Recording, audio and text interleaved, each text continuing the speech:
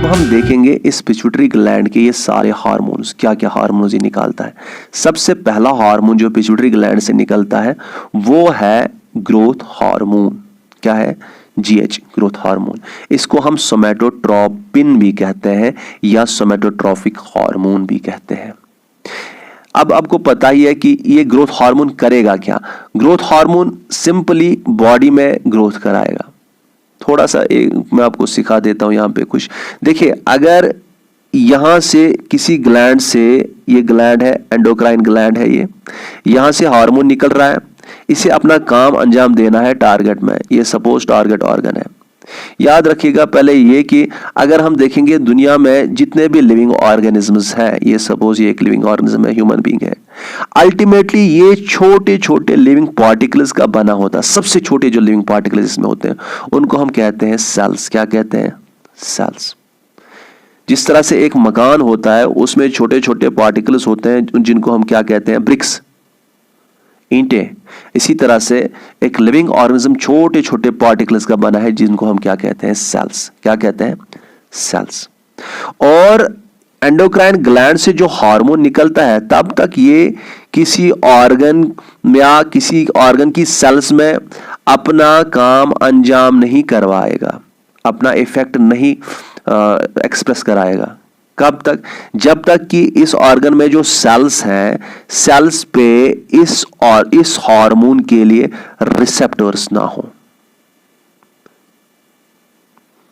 तो इसका मतलब है अगर फॉर एग्जाम्पल, एक मिनट, अगर फॉर एग्जाम्पल ये पिट्यूटरी ग्लैंड है, यहां से ग्रोथ हार्मोन निकल गया, हमें पता है ये बॉडी की हर सेल में ग्रोथ कराएगा। क्यों कराएगा हर सेल में ग्रोथ? क्योंकि हर सेल पे ग्रोथ हार्मोन के लिए रिसेप्टर्स होते हैं। अगर किसी सेल पे इसके लिए रिसेप्टर्स नहीं होते तो उस सेल पे ये इफेक्ट अपना नहीं दिखाता। समझ आ रहा है? ब्लड के जरिए जाएगा हर जगह पे, जहां जहां इस ग्रोथ हार्मोन के लिए रिसेप्टर होगा सेल्स पे, उन सेल्स को ये मल्टीप्लाई कराएगा, उन सेल्स का सेल डिवीजन कराएगा ये। तो इसका मतलब है ग्रोथ हार्मोन जो होता है ये एक्चुअली ग्रोथ कराता है। क्या कराता है? ग्रोथ कराता है। और इसी ग्रोथ हार्मोन की जब हम बात करते हैं, अगर इसी ग्रोथ हार्मोन या किसी भी हार्मोन का ज्यादा निकलना, उसे हम कहते हैं उस हार्मोन की कम निकलना, उसे हम कहते हैं इस हार्मोन की हाइपोसेक्रीशन हो गई। कम निकलना हाइपोसेक्रीशन, ज्यादा निकलना हाइपरसेक्रीशन। अगर यही ग्रोथ हार्मोन जो है इसकी क्या हो जाती है? हाइपोसेक्रीशन। हाइपो मीन्स कि ये ग्रोथ हार्मोन कम निकलता है, हाइपोसेक्रीशन। हाइपोसेक्रीशन हो जाएगी ग्रोथ हार्मोन की, ये कम निकलेगा। तो उससे क्या होता है, जो बच्चा पैदा होता है जिसमें ये प्रॉब्लम होती है वो छोटा रह जाता है। उसे हम कहते हैं वो ड्वार्फिज्म हो गया, उसे ड्वार्फिज्म, वो छोटा रह जाता है, उसकी हाइट नहीं बढ़ती, उसका छोटा साइज होता है। लेकिन याद रखेगा उसका जो बॉडी में जो प्रपोर्शन होगा, बैलेंस में सारे होंगे, सारे पार्ट्स। ये नहीं कि हेड उसका बड़ा है और बाजू छोटी है ना, प्रपोर्शन में ग्रो करेगा, वो कम ग्रो करेगा लेकिन प्रपोर्शन में ग्रो करेगा। इससे हम कहते हैं इस डिसऑर्डर को ड्वार्फिज्म। और इसी में एक चीज याद रखना कि उसमें जो मेंटल कैपेसिटी होती है, मेंटली वो फिट होता है, मेंटली वो कंप्लीटली फिट होता है, अलर्ट भी अच्छी तरह से वो होता है, उसमें ये प्रॉब्लम नहीं होती है। तो नेक्स्ट पॉइंट, अगर ये हार्मोन, ग्रोथ हार्मोन ज्यादा निकलता है, कम नहीं अब ज्यादा निकलता है, हाइपर सेक्रीशन हो जाती है, हाइपर सेक्रीशन हो जाती है। उस वक्त क्या होगा, इनमें दो चांसेस है।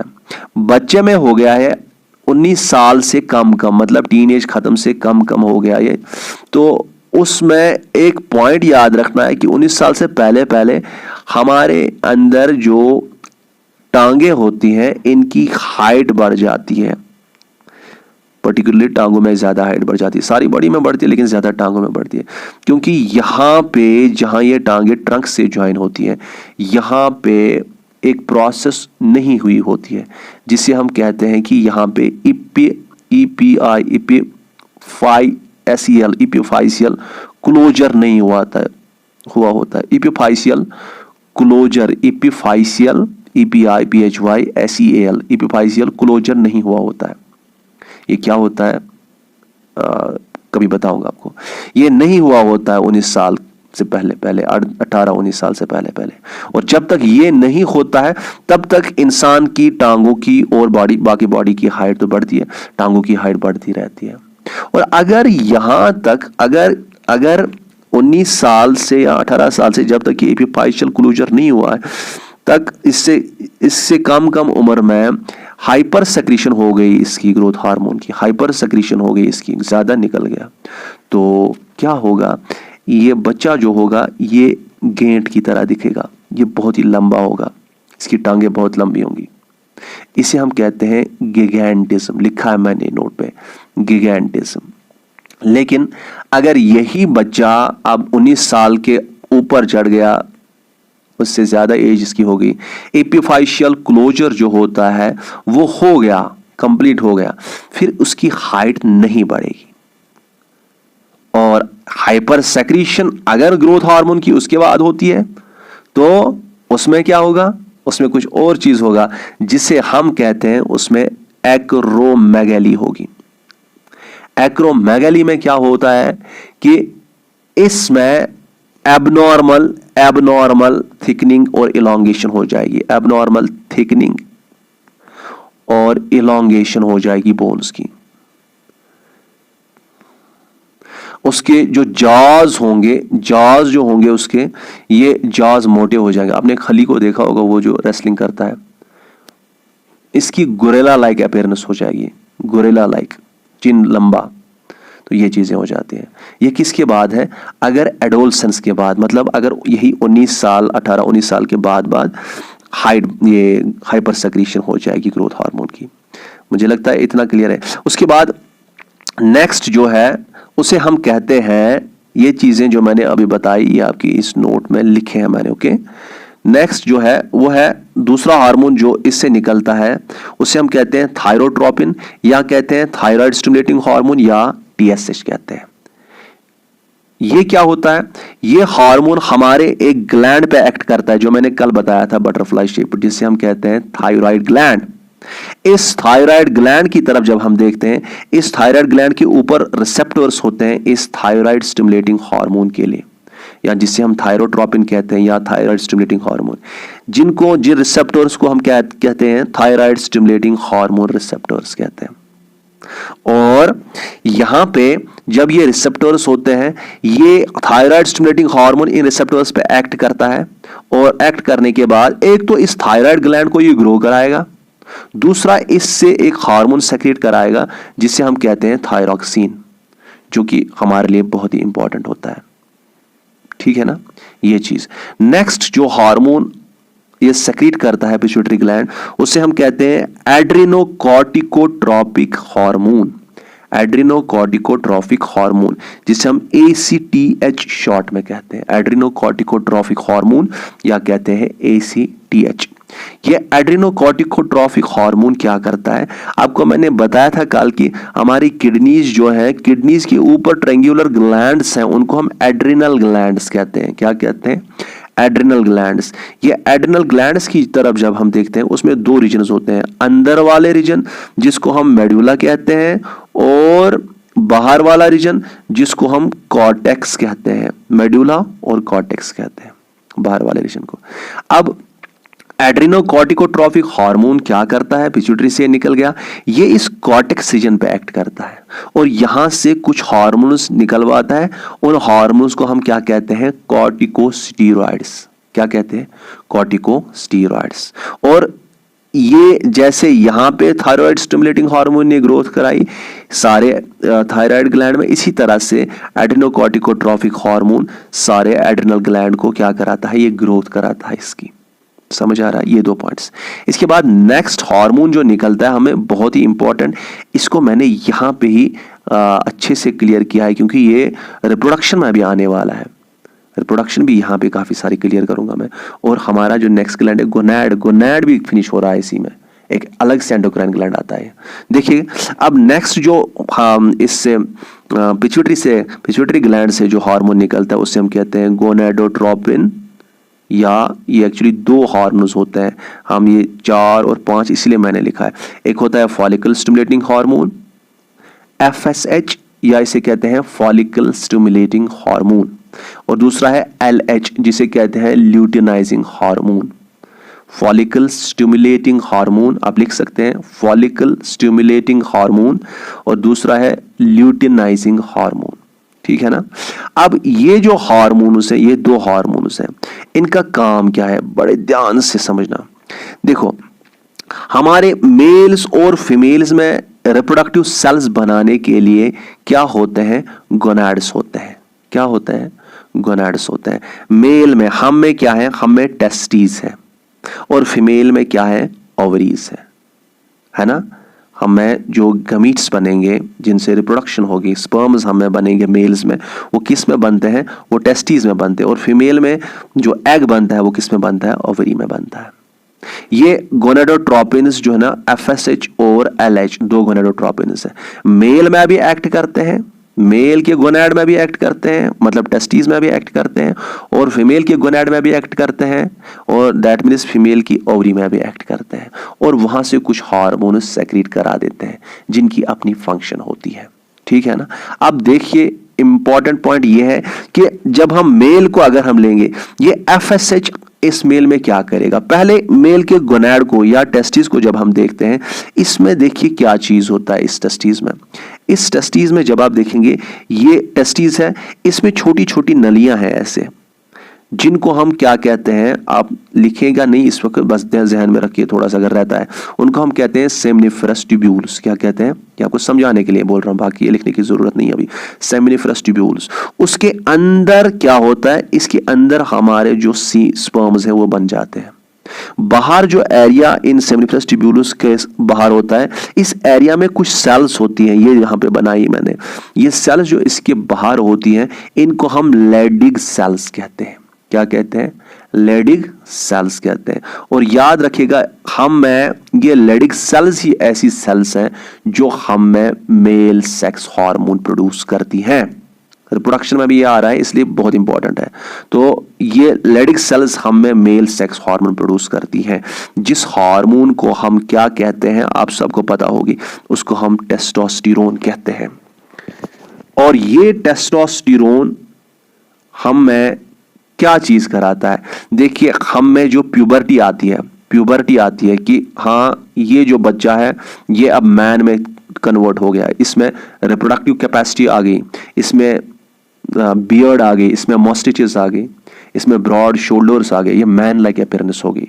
जो हमें प्यूबर्टी लाता है वो यही टेस्टोस्टेरोन है, और हमें स्पर्म बनाने के लिए ये टेस्टोस्टेरोन लगता है, ठीक है ना। स्पर्म बनाने के लिए टेस्टोस्टेरोन लगता है, तो इसकी बहुत इंपॉर्टेंस है हम में। ये मेल सेक्स हार्मोन है। मेल सेक्स हार्मोन्स काफी सारे होते हैं, और उनको कलेक्टिवली हम एंड्रोजन्स कहते हैं। क्या कहते हैं, ये भी इंपॉर्टेंट पॉइंट है कि मेल सेक्स हार्मोन्स को हम क्या कहते हैं, एंड्रोजन्स कहते हैं। ये लिखिएगा, मेल सेक्स हार्मोन्स को हम कलेक्टिवली एंड्रोजन्स कहते हैं। और सबसे इंपॉर्टेंट एंड्रोजन जो हमारे टेस्टिस में प्रोड्यूस होता है, उसको हम क्या कहते हैं, उसको हम टेस्टोस्टेरोन कहते हैं, ठीक है।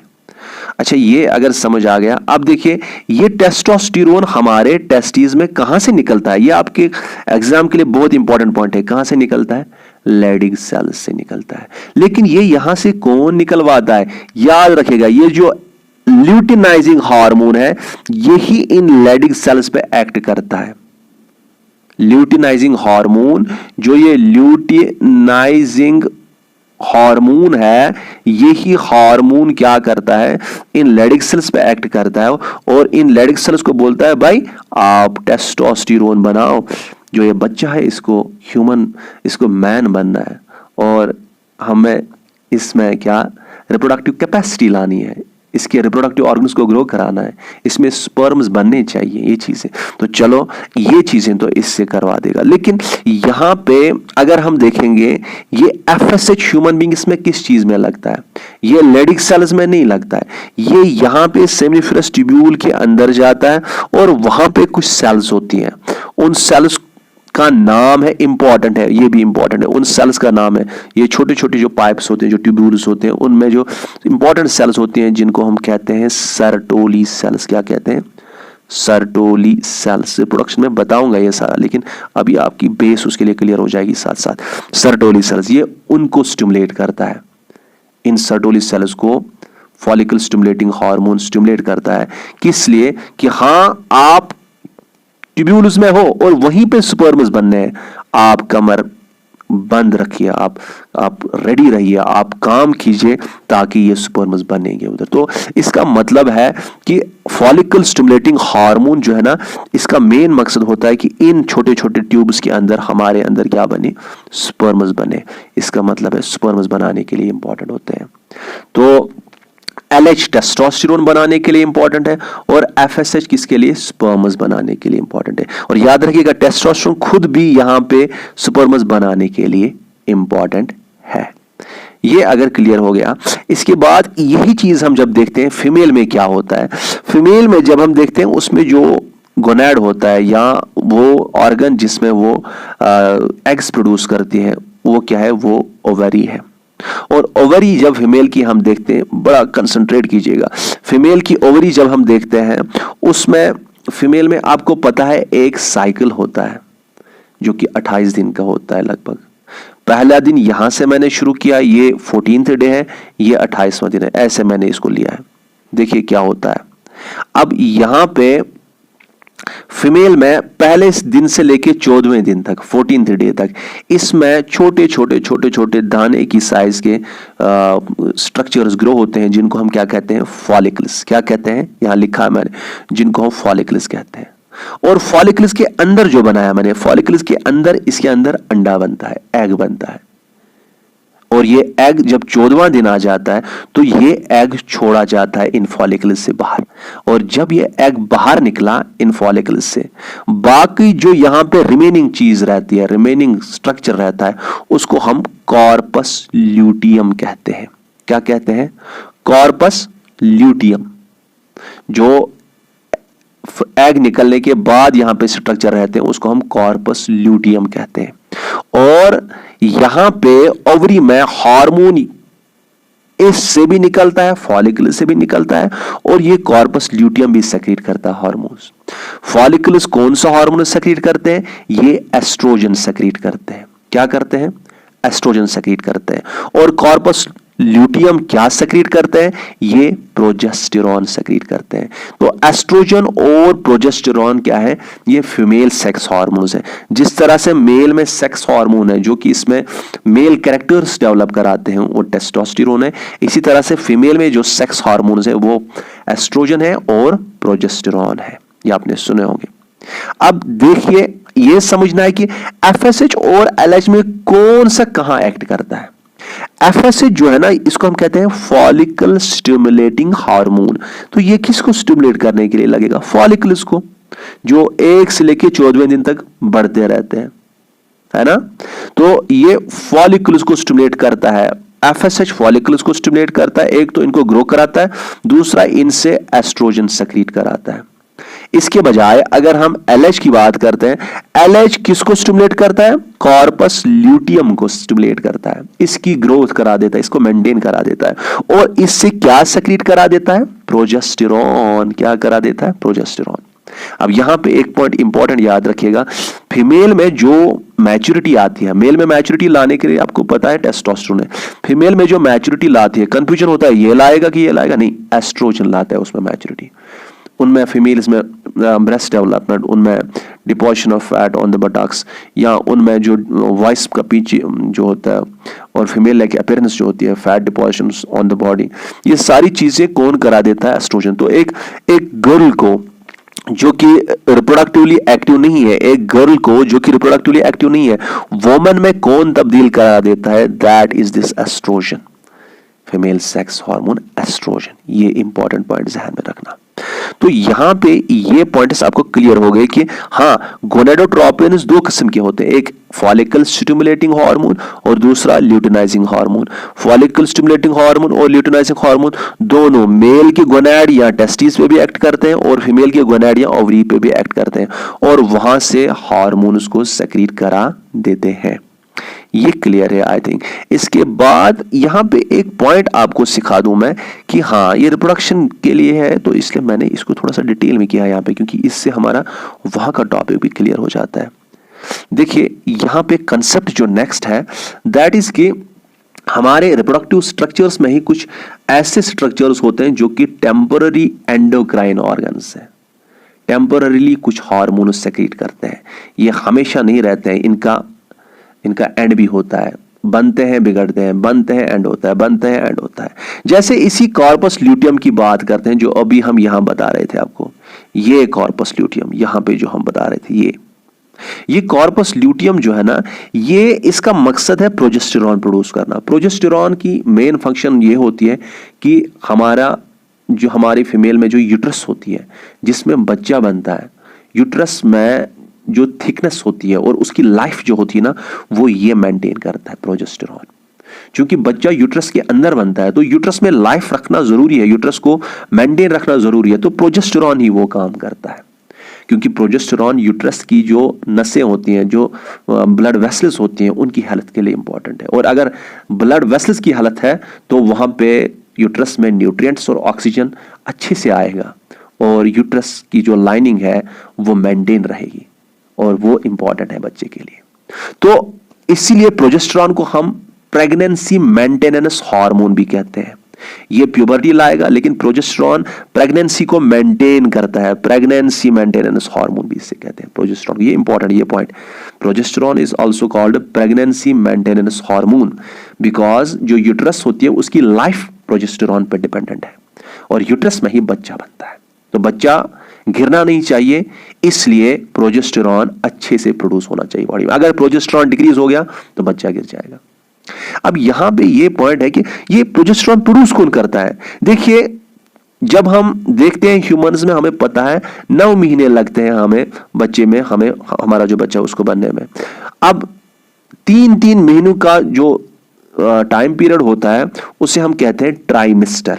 तो हमारे बच्चे को बनने के लिए 3 ट्राइमेस्टर लगेगा। फर्स्ट ट्राइमेस्टर 3 मंथ्स, दूसरा ट्राइमेस्टर फिर 3 मंथ्स और तीसरा ट्राइमेस्टर फिर 3 मंथ्स। पहला ट्राइमेस्टर जो होता है, पहले 3 मंथ्स जो होते हैं, उसमें प्रोजेस्टेरॉन सिर्फ और सिर्फ कौन सेक्रेट करता है, यही कॉर्पस ल्यूटियम। कौन सेक्रेट करता है, कॉर्पस ल्यूटियम। लेकिन फर्स्ट ट्राइमेस्टर से जब सेकंड ट्राइमेस्टर तक ट्रांजिशन हो जाता है, उसमें क्या होता है कि इसी फर्स्ट ट्राइमेस्टर में एक दूसरा स्ट्रक्चर बनना शुरू करता है। फर्स्ट ट्राइमेस्टर के दौरान ही दूसरा स्ट्रक्चर बनना शुरू करता है जिसे हम कहते हैं प्लेसेंटा। क्या कहते हैं, प्लेसेंटा। अब ये बच्चा है, बच्चे के साथ आपने देखा होगा ऐसे ऐसे इसके साथ एक पाइप जैसी जुड़ी है और ऊपर एक स्ट्रक्चर बनता है जो कि मां के खून से न्यूट्रिएंट्स और सब्सटेंसेस इस बच्चे को देता है। उस स्ट्रक्चर को हम क्या कहते हैं, ये अम्ब्रेला लाइक स्ट्रक्चर होता है, उसे हम प्लेसेंटा कहते हैं।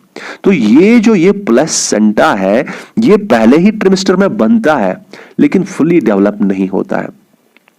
और जब ये फर्स्ट ट्राइमेस्टर खत्म होता है और सेकंड ट्राइमेस्टर में चेंज आती है, सेकंड ट्राइमेस्टर की तरफ जाते हैं, मतलब 3 मंथ खत्म हो गए, अब 3 मंथ एंड हो गए, तो उसके बाद जो टाइम आने वाला है, ये प्लेसेंटा बोलता है कॉर्पस ल्यूटियम को, बेटा अब तुम्हारा काम खत्म, अब मैं खुद करूंगा। ये जो 2 ट्राइमेस्टर आने वाले हैं, अब तुम्हें क्या चाहिए, यूट्रस की लाइनिंग मेंटेन करने के लिए प्रोजेस्टेरॉन चाहिए, बेटा तुम जाओ, मैं अब खुद ही प्रोजेस्टेरॉन सेक्रेट करता हूं। तो याद रखिएगा, पहले ट्राइमेस्टर में कॉर्पस ल्यूटियम प्रोजेस्टेरॉन सेक्रेट करता है, तो प्लेसेंटा भी सेकंड और थर्ड ट्राइमेस्टर में ये प्रोजेस्टेरॉन सेक्रेट करता है। किस लिए, बच्चे को वहां मेंटेन रखना है, और अगर बच्चे को जिंदा रखना है तो यूट्रस को जिंदा रखना है। यूट्रस को जिंदा रखना है तो प्रोजेस्टेरॉन को हमेशा तब तक सेक्रेट करना है जब तक वो बच्चा वहां बन रहा है। समझ आ रहा है? तो ये चीज अगर क्लियर हो गया, एक और चीज यहां पे इंपॉर्टेंट याद रखिए, ये कॉर्पस ल्यूटियम और प्लेसेंटा अब टेम्पोररी स्ट्रक्चर है कि परमानेंट। देखिए corpus luteum temporary, first trimester खत्म हो गया, खत्म, बैठो बेटा तुम्हारा काम नहीं है। अब प्लेसेंटा तो उम्र भर हमेशा नहीं रहेगा फीमेल में, बच्चा पैदा हो गया, प्लेसेंटा खत्म, तो ये टेम्पोररी एंडोक्राइन स्ट्रक्चर्स होते हैं। और हाँ, कार्पस ल्यूटियम जो होता है जब बच्चा पैदा होता है, जिस वक्त बच्चा पैदा होता है आपको पता है उस वक्त जो फीमेल होती है, फीमेल में यहाँ पे जो बोन्स होते हैं, टांगों के पास जो बोन्स होते हैं, उनमें बोन्स को आपस में, याद रखिएगा, जो बोन्स होते हैं हमें उनको आपस में लिगामेंट्स ज्वाइन करते हैं। क्या करते हैं? ज्वाइन, लिगामेंट्स ज्वाइन करते हैं। और जब ये बच्चा पैदा होता है उस वक्त अगर टांगों के यहाँ जो लिगामेंट्स है अगर वो टाइट रहेंगे तो इजीली चाइल्ड बाहर नहीं निकलेगा। तो इन टांगों की बोन्स है यहाँ पे पेल्विस में, उनको थोड़ा लूज करना है। अगर लूज करना है तो उन लिगामेंट्स को भी लूज करना है। उन लिगामेंट्स को लूज करने के लिए एक हार्मोन कार्पस ल्यूटियम सेक्रीट करता है, और इवन प्लेसेंटा भी सेक्रीट करता है, जिसे हम कहते हैं रिलैक्सिन हार्मोन। क्या कहते हैं? Relaxin hormone. समझ आ रहा है?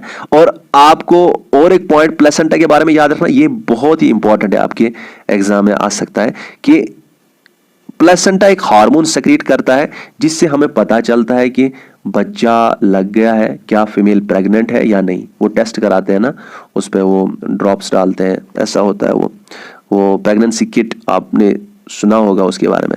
तो वो क्या एक्चुअली करता है, अगर ये फॉर एग्जाम्पल वो किट जैसी होती है, इस पे यहाँ पे यूरिन का ड्रॉप डालते हैं, फिर देखते हैं यहाँ पे अगर कलर चेंज हो गई, इसमें यहाँ पे मटेरियल होता है कॉटन जैसा मटेरियल, उसमें कलर चेंज होगी तो कहते हैं अरे ये तो प्रेग्नेंट है फीमेल, ठीक है। अगर कलर चेंज नहीं हुए तो प्रेग्नेंट नहीं है फीमेल। अब ये कलर चेंज क्यों होता है? देखिए, अब जो फीमेल का यूरिन हम इसमें डालते हैं, अगर फीमेल प्रेग्नेंट है तो उसके प्लेसेंटा से human chorionic gonadotropin HCG human chorionic gonadotropin ये निकलता है, ये इसके प्लेसेंटा से निकलता है। और यूरिन में जब एक्सक्रीट होता है, यही HCG यहां पे रिएक्ट करके इस मटेरियल में कलर चेंज लाता है। अगर HCG नहीं है, अगर फीमेल प्रेग्नेंट नहीं है, HCG नहीं है, तो इसमें कलर चेंज नहीं आएगा।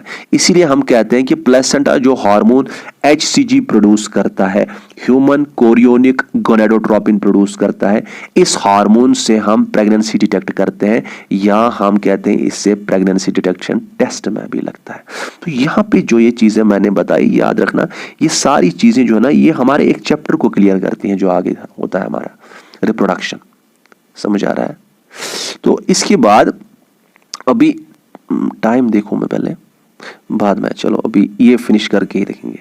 अब यहां पे नेक्स्ट हार्मोन जो ये सेक्रीट करता है पिट्यूटरी ग्लैंड, उस हार्मोन को हम कहते हैं प्रोलैक्टिन हार्मोन या लैक्टोजेनिक हार्मोन या मैमोट्रोपिन हार्मोन।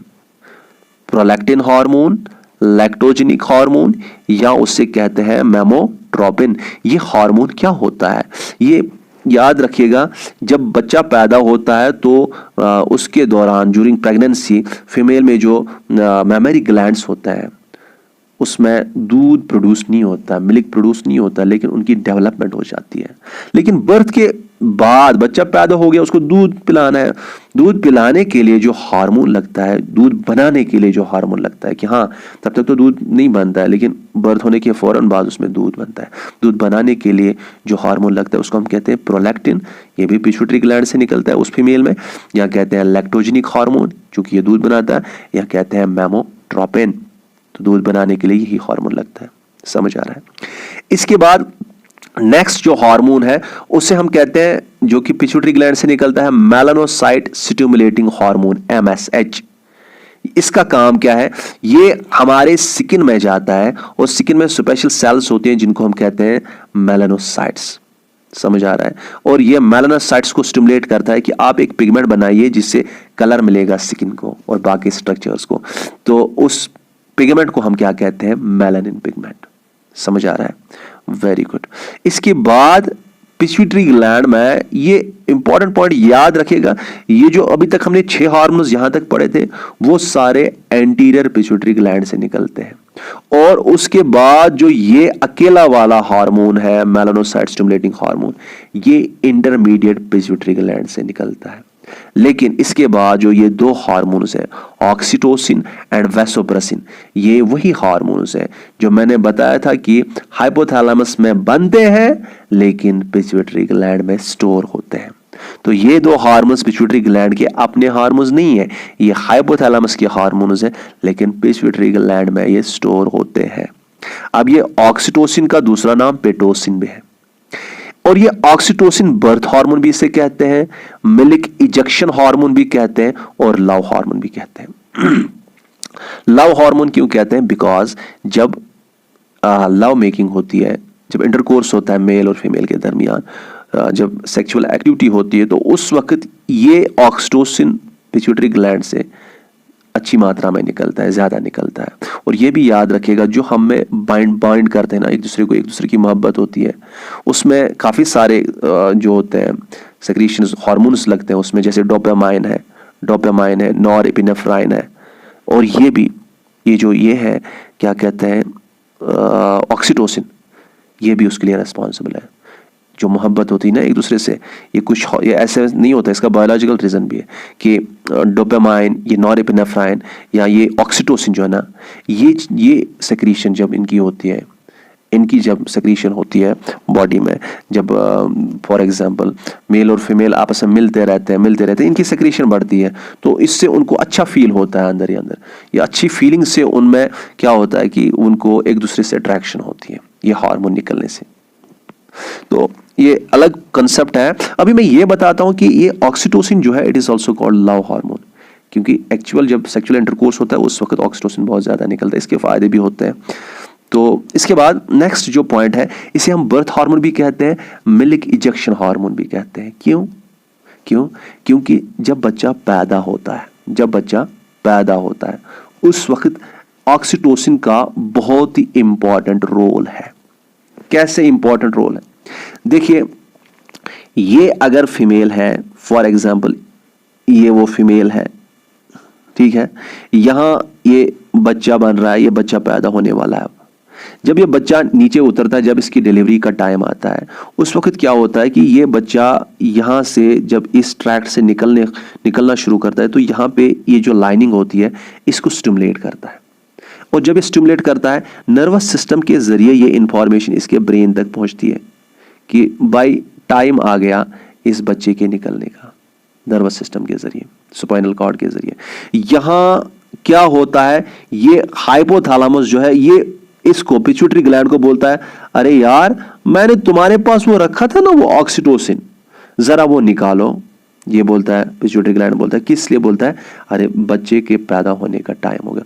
चलता है, पिट्यूटरी ग्लैंड बोलता है ओके मैं निकाल देता हूं, वो निकाल देता है, और ब्लड के जरिए ये हार्मोन कौन सा, यही ऑक्सीटोसिन आ जाता है ब्लड के जरिए, और यहाँ पे जो इसमें जो यूट्रस की लाइनिंग है, उसमें जो मसल्स है फीमेल में, उनको स्टिमुलेट करता है। किस लिए? कि तुम ज्यादा कंट्रैक्ट करो ताकि ये बच्चा नीचे आ जाए। समझना कि यहां मैं एक बार फिर समझा देता हूं कि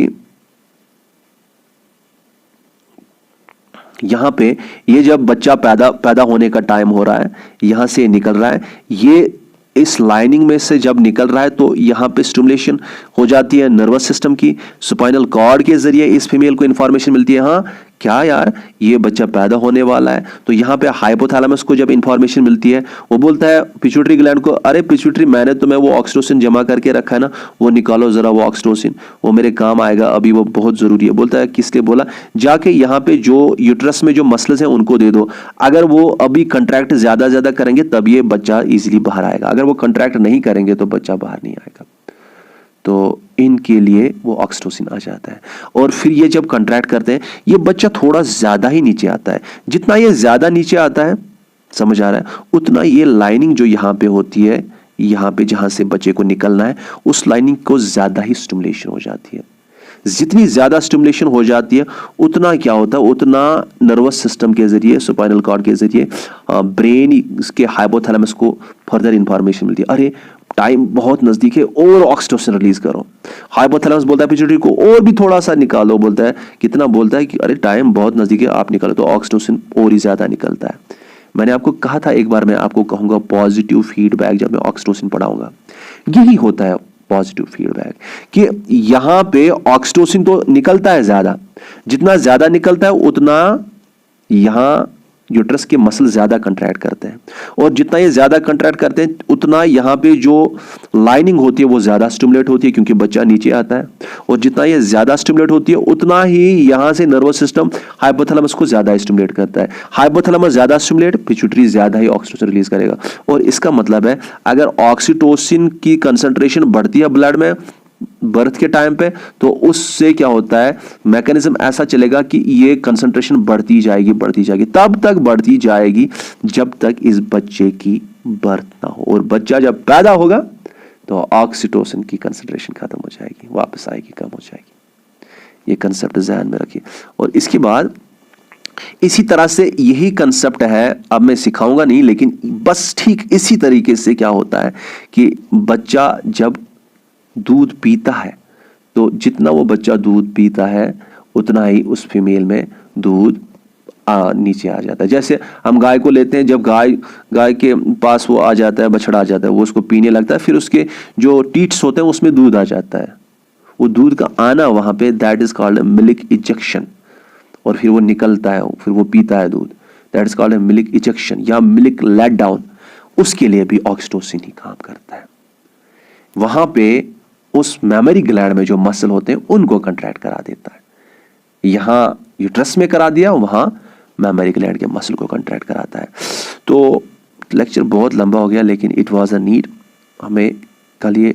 अब ये देखिए यहाँ पे नेक्स्ट पॉइंट जो है दैट इज कॉल्ड वैसोप्रेसिन। जो लास्ट वाला हार्मोन जो पोस्टीरियर पिट्यूटरी से सेकंड हार्मोन निकलने वाला है उसको हम वैसोप्रेसिन कहते हैं, या कहते हैं एंटी डायूरेटिक हार्मोन, या कहते हैं एडीएच।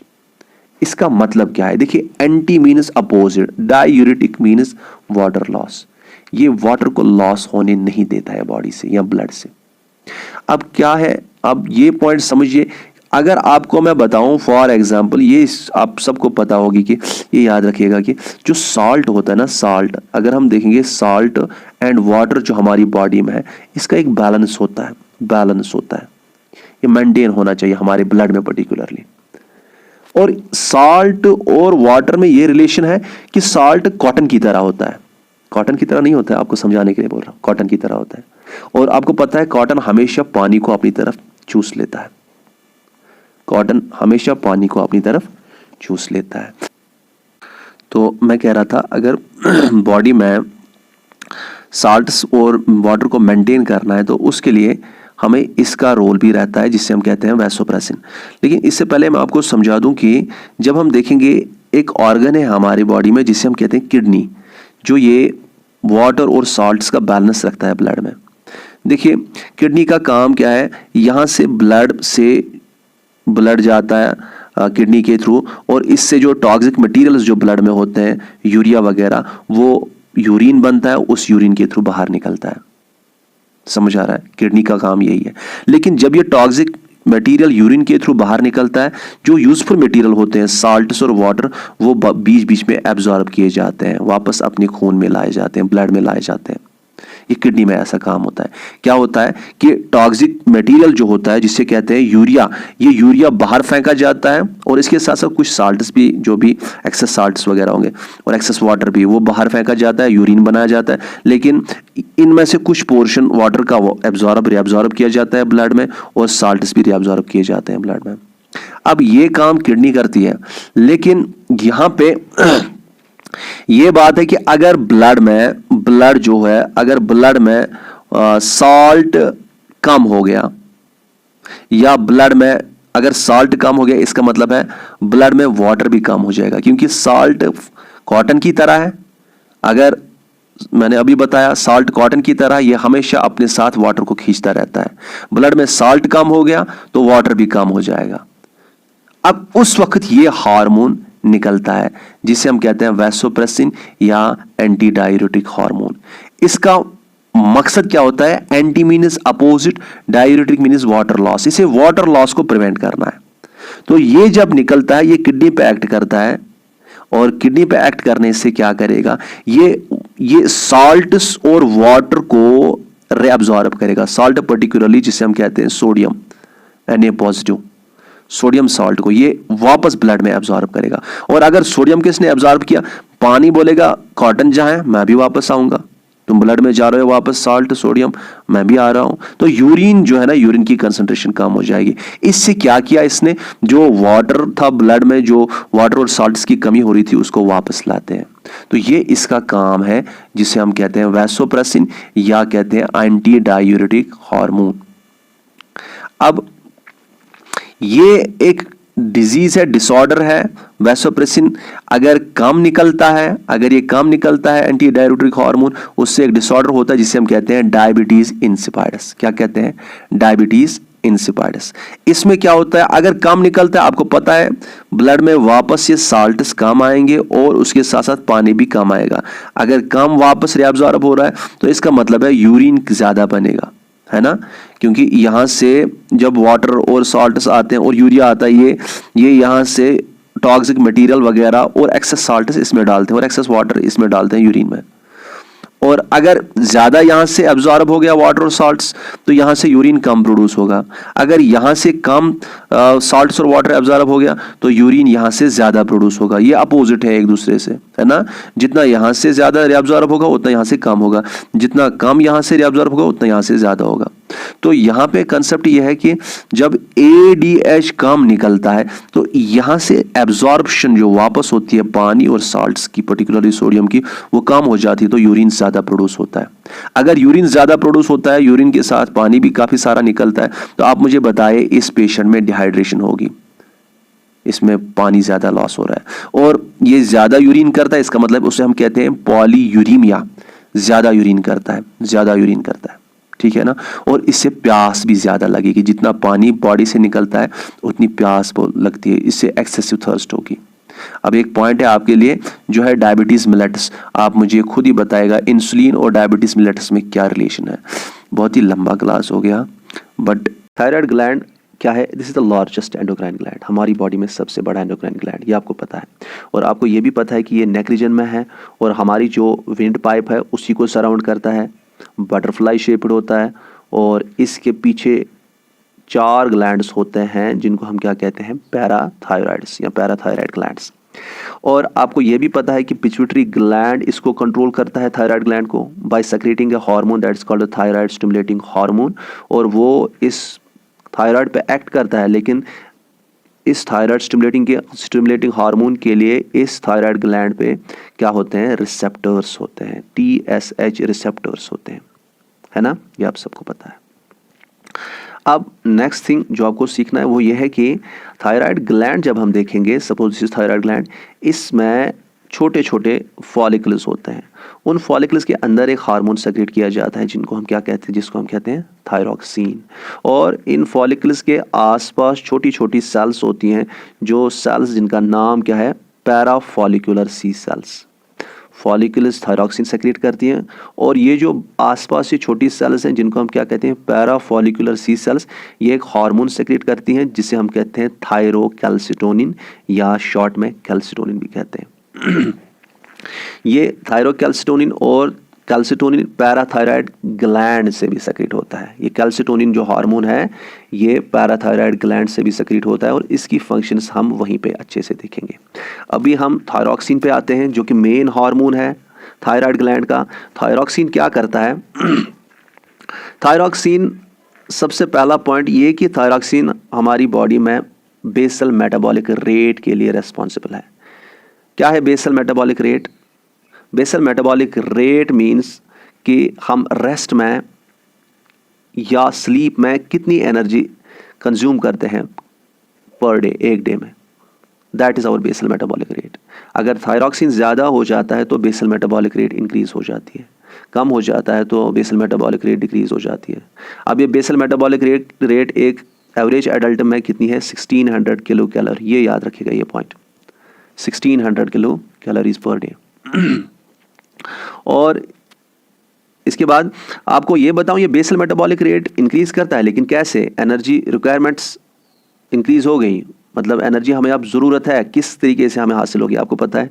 इसके लिए ये फैट और कार्बोहाइड्रेट का ब्रेक डाउन करता है, क्योंकि जब इन्हीं का ब्रेक डाउन होगा उसी से हमें एनर्जी हासिल होगी। समझ आ रहा है? ओके, इसके बाद ये समझिए कि ये हमारे अंदर फिजिकल और मेंटल ग्रोथ के लिए बहुत ही इंपॉर्टेंट है। स्पेशली जो बच्चा होता है उसमें मेंटल ग्रोथ बहुत ही ज़्यादा ज़रूरी है उसके लिए कि उसे थायरॉक्सिन की डिफिशिएंसी ना हो। ठीक है, अब ये थायराइड ग्लैंड से थायरॉक्सिन जो निकला, ये थायरॉक्सिन एक्चुअली किस चीज़ का बना होता है? इसमें दो चीज़ें होते हैं, आयोडीन और thyroglobulin protein, iodine and thyroglobulin protein. और अब ये थायराइड ग्लैंड कभी ज़्यादा सेक्रीशन करेगा थायरॉक्सिन की या कभी कम सेक्रीशन करेगा थायरॉक्सिन की। दोनों केसेस में डिसऑर्डर्स होंगे। अगर कम सेक्रीशन होती है उससे हम क्या कहते हैं? हाइपोसेक्रीशन। अगर ज़्यादा सेक्रीशन होगी तो उससे हम क्या कहते हैं? Hyper secretion of thyroxine. Hyposecretion से सबसे इंपॉर्टेंट डिसऑर्डर जो आपके एग्जाम में आ सकता है, क्या होता है? उससे गोइटर होता है, गोइटर होता है या सिंपल गोइटर भी उसे कहते हैं। लेकिन ये कैसे होता है? ये हाइपोसेक्रेशन क्यों हो जाती है? क्योंकि इसमें आयोडीन की डेफिशिएंसी हो जाती है और इसलिए इसको हम आयोडीन डेफिशिएंसी गोइटर भी कहते हैं। देखिए, दूसरे किस्म का गोइटर भी है जिसमें क्या होता है, जिसमें एक्चुअली ज्यादा सेक्रीशन हो जाती है। किसकी? थायराइड ग्लैंड के थायरॉक्सिन की। इस गोइटर को हम क्या कहते हैं? एक्सोप्थैलेमिक गोइटर, और एक नाम है यहां लिख दीजिए, उसको हम दूसरा नाम टॉक्सिक गोइटर भी कहते हैं। टॉक्सिक गोइटर भी कहते हैं, एक्सोप्थैलेमिक गोइटर या टॉक्सिक गोइटर, या इसको ग्रेव्स डिजीज भी कहते हैं। ये तीनों चीजें याद रखिएगा। और इसमें क्या होता है? इसमें अपोजिट होता है, यहां पे सेक्रीशन कम है, यहां पे सेक्रीशन ज्यादा है। इसको एक्सोप्थैलेमिक गोइटर क्यों कहते हैं? इसलिए क्योंकि इसमें जो आइज हो जाती हैं, आइज होती हैं, आइज बल्ज करती हैं बाहर की तरफ, BULG, बल्ज हो जाती है बाहर की तरफ। समझ आ रहा है? और याद रखिएगा कि यहां पे आयोडीन की डेफिशिएंसी की वजह से थायरॉक्सिन कम निकलता है, क्योंकि आयोडीन एक पार्ट है। किसका? आयोडीन एक पार्ट है थायरॉक्सिन का। लेकिन यहां पे कोई डेफिशिएंसी नहीं है आयोडीन की, ये थायरॉक्सिन यहां पे बहुत ज्यादा निकल रहा है। और आपको पता है थायरॉक्सिन क्या करता है? It maintains the basal metabolic rate. और जितनी एक इंसान की बेसल मेटाबॉलिक रेट ज़्यादा होती है ना, उतना ही इसके जो सिस्टम्स होते हैं, जितने भी सिस्टम्स बॉडी में, जैसे पर्टिकुलरली ब्लड वेस्कुलर सिस्टम होता है, उसकी फंक्शन ज़्यादा हो जाती है। अगर किसी की एनर्जी रिक्वायरमेंट ज़्यादा है तो उसके ब्लड का सर्कुलेशन भी तेज़ होना चाहिए, है कि नहीं? ताकि एनर्जी के लिए ग्लूकोज और ऑक्सीजन, वो सारी चीज़ें जल्दी टिश्यूज़ को मिले। पर्टिकुलरली जो ये होता है सर्कुलेटरी सिस्टम, इसकी एक्टिविटी ज़्यादा हो जाएगी। इतना ही नहीं, इसका नर्वस सिस्टम भी ज़्यादा एक्टिव रहेगा, क्योंकि हमारी बॉडी में जितनी भी फंक्शंस हैं उनको करने के लिए हम नर्वस सिस्टम लगता है। अगर हमारी बॉडी की फंक्शंस इंक्रीज हो जाती है तो नर्वस सिस्टम ऑल टुगेदर उन फंक्शंस को कराने के लिए इसे ज़्यादा काम करना पड़ता है। तो इसका मतलब है, यहाँ पे ये पॉइंट समझ लीजिए कि इसमें एक्सोप्थैलेमिक गोइटर में बॉडी की जो बेसल मेटाबॉलिक रेट है वो इंक्रीज हो जाती है, इसमें हार्ट रेट भी इंक्रीज हो जाती है, ठीक है, इसमें ब्लड प्रेशर भी इंक्रीज हो जाता है, और इसमें आई बॉल्स जो होती है ना वो प्रोट्रूड करती हैं, वो बाहर की तरफ होती हैं। ये मैं बता देता कैसे होता है, लेकिन यहाँ पे फिजिबल नहीं है, इतने कम टाइम है। ओके, सो अब एक पॉइंट में आपके साथ डिस्कस करूंगा कि थोड़ा सा इसके बारे में बताऊं कि ये हाइपर सेक्रीशन इसकी कैसे होती है। यहाँ पे ये जो एक्सोप्थैलेमिक गोइटर है, थोड़ा सा कंफ्यूज होता है इंसान, कैसी है इसकी हाइपर सेक्रीशन। यहाँ पे समझ आ गया कि आयोडीन डेफिशिएंसी है तो थायरॉक्सिन बनेगा ही नहीं, क्योंकि थायरॉक्सिन में आयोडीन ज़रूरी है थायरोग्लोबुलिन के साथ। यहाँ पे ये देख लीजिए, यहाँ पे आपको ये अच्छी तरह से पहले से ही पता है कि हाँ, जो हाइपोथैलेमस है, हाइपोथैलेमस से एक हार्मोन निकलता है जिसे हम क्या कहते हैं? Thyroid stimulating hormone, releasing hormone. ये पिट्यूटरी से एक हार्मोन निकालता है जिसे हम क्या कहते हैं? Thyroid stimulating hormone. और ये थायराइड स्टिमुलेटिंग हार्मोन यहाँ पे थायराइड ग्लैंड के रिसेप्टर्स पे एक्ट करता है और यहाँ से थायरॉक्सिन को सिंथेसाइज कराता है। यहाँ हम कह सकते हैं कि थायरॉक्सिन को ये सेक्रेट करा देता है। फिर समझ आ रहा है? ये सबको पता है। अब इसके बाद जो ये थायरॉक्सिन है, आपको पता है जितना बॉडी में थायरॉक्सिन ज्यादा होगा, याद रखिएगा इसका नेगेटिव फीडबैक चलता है, जो मैंने सिखाया था आपको। तो इसका मतलब है जितना ये थायरॉक्सिन ज्यादा होगा उतना ही ये हाइपोथैलेमस और पिट्यूटरी को बताएगा, भाई हमें थायरॉक्सिन ज्यादा हो रहा है ब्लड में, आप प्लीज इन दोनों की सेक्रेशन कम कीजिए। ये सेक्रेशन कम होगी और फिर क्या होगा, क्योंकि इस पे ये थायराइड स्टिमुलेटिंग हार्मोन ज्यादा एक्ट नहीं करेगा तो थायरॉक्सिन लेवल में वापस आ जाएगा, इसकी सेक्रेशन ज्यादा नहीं होगी। ये क्लियर है?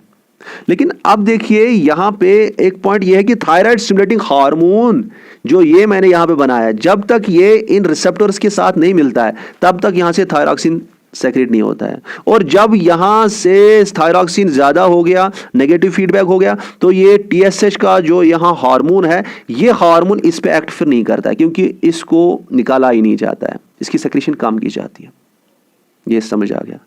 अब ये पॉइंट यहां पे कि अगर हम देखेंगे जो ये ग्रेव्स डिजीज है, जिसमें जिसे हम एक्सोप्थैलेमिक गॉइटर भी कहते हैं, उसमें क्या होता है, कुछ स्पेशल मॉलिक्यूल्स बनते हैं बॉडी में, जिन्हें हम क्या कहते हैं, antibody molecules. Antibody molecules, antibody बताऊंगा कभी क्या होती है, एंटीबॉडी मॉलिक्यूल्स। और ये मॉलिक्यूल्स मिमिक करते हैं, मिमिक करते हैं, मतलब बराबर वैसे ही एक्ट करते हैं जैसे ये थायराइड स्टिमुलेटिंग हार्मोन एक्ट करता है। और जब ये मिमिक करते हैं, काफी मात्रा में बन गए, तो ये काफी सारे इसके साथ अटैच हो जाएंगे, और इनका अटैचमेंट परमानेंट रहता है इस पे, ये इस पे कंटिन्यूसली बैठते हैं, ये उठते नहीं है। और जब ये इस पे कंटिन्यूसली बैठते हैं, थायराइड स्टिमुलेटिंग हार्मोन से ये मिमिक किया, इसकी जो इसका इफेक्ट है वही इफेक्ट वो इस थायराइड ग्लैंड पे करा देंगे। कौन? ये एंटीबॉडी मॉलिक्यूल्स जो कि मिमिक करते हैं किसको? थायराइड स्टिमुलेटिंग हार्मोन को। और अगर ये कंटिन्यूअसली इस पे बैठते हैं, आप मुझे बताइए थायराइड ग्लैंड क्या करेगा? ये कंटिन्यूअसली थायरॉक्सिन सेक्रेट करेगा, और थायरॉक्सिन ज्यादा इतना ज्यादा सेक्रेट होगा कि हम कहेंगे इसकी हाइपर सेक्रेशन होगी, और हाइपर सेक्रेशन होने की वजह से क्या होगा? Exophthalmic goitre. Okay my dear friends, ये क्लियर है। इसके बाद एक पॉइंट इसके बारे में, थायराइड ग्लैंड के बारे में, सुसाइड ऑफ थायराइड एक कंसेप्ट है। देखिए एक डिजीज है जिसे हम कहते हैं हशिमोटोज डिजीज। इसमें क्या होता है कि ऐसी एंटीबॉडीज बन जाती हैं जो कि थायराइड ग्लैंड को डिस्ट्रॉय करती हैं। एंटीबॉडीज बता ही देता हूं क्या होता है कि बॉडी में डिफेंस सिस्टम जो होता है, WBCs जो होती हैं हमारे बॉडी में, ब्लड में WBCs जो होती हैं ना, वो हमें फॉरेन पैथोजेन से बचाते हैं। WBCs जो होती हैं, इनमें से ही एक किस्म WBC है जिसे हम क्या कहते हैं? बी सेल्स या बी लिम्फोसाइट्स। बी सेल्स या बी लिम्फोसाइट्स। ये क्या करते हैं? ये एंटीबॉडी मॉलिक्यूल्स सेक्रेट करते हैं, ठीक है। ये एंटीबॉडी मॉलिक्यूल्स होते हैं, ये फॉरेन जो पैथोजन होता है उसको डिस्ट्रॉय करते हैं। समझ आ रहा है? Very good. तो एंटीबॉडी मॉलिक्यूल्स हमारे लिए इंपॉर्टेंट है क्योंकि ये फॉरेन पैथोजन को डिस्ट्रॉय करते हैं। लेकिन अगर कभी एंटीबॉडी मॉलिक्यूल्स ऐसे बनेंगे जो हमारे अपने स्ट्रक्चर को डिस्ट्रॉय करेंगे, उनको हम कहते हैं ऑटो इम्यून एंटीबॉडीज। तो ऑटो इम्यून एंटीबॉडीज हशिमोटोज डिजीज में बनते हैं किसके लिए? थायराइड ग्लैंड के लिए, जिसकी वजह से डिस्ट्रक्शन हो जाती है किसकी? थायराइड ग्लैंड की। इसलिए हम क्या कहते हैं? सुसाइड ऑफ थायराइड भी। समझ आ रहा है? Very good.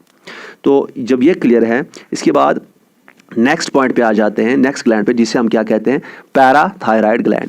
देखिए पैराथायराइड ग्लैंड, आपको पता है ये थायराइड ग्लैंड के पीछे 4 ग्लैंड्स प्रेजेंट हैं, और इनका मेन मकसद होता है कैल्शियम और फॉस्फेट बैलेंस ब्लड में रखना।